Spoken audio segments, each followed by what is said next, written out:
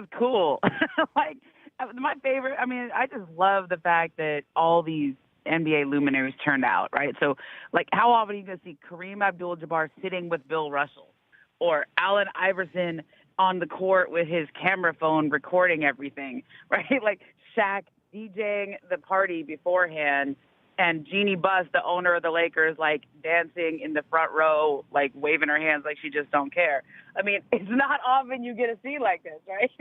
And so, like, from that, just purely from the spectacle side, from the basketball appreciation side, from the, you know, if you just love sports, like, I mean, you couldn't help but be tickled by it, like a night like that. You know, I mean, do you think as he was going through his career, if I had told you, look, you know, obviously he was an all-time great. We saw it early on in his career. That when that when it was all over, all of those luminaries would show up for him. Would you?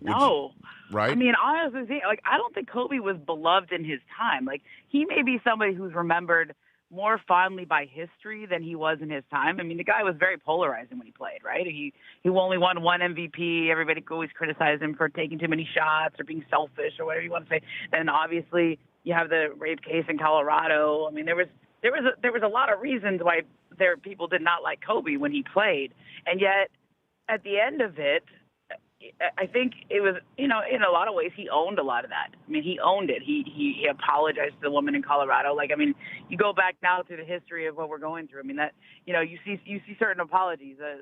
Kobe's apology was pretty strong, right? Now, it doesn't forgive anything that happens. Obviously, they felt strong enough to file charges. But, you know, you look at that, and then, you know, the way he played, you know, he never apologized for taking that many shots. He's like, no, I really think I'm the best option. Like, this was my mentality. And I think the fact that he just kind of owned who he was, whether you love him or hate him, like, I think that helps in terms of how history is going to perceive you. And he, you know, like a lot of historical figures, you know, the warts kind of get lost to history, right? And you remember the competitor and you remember the great moments. And, you know, they showed some of those last night at the game when they were replaying everything. It was pretty great, you know, like when all the game winners and all the crazy Kobe things that he used to do.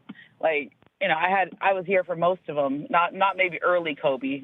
I was still, he and I are about the same age. I was kind of in high school and college for the early years, but for those later years, man, like it's 20 years of the same guy in one town doing pretty incredible things. So it was a great night. The Rich Eisen Show, weekdays at noon Eastern on Audience.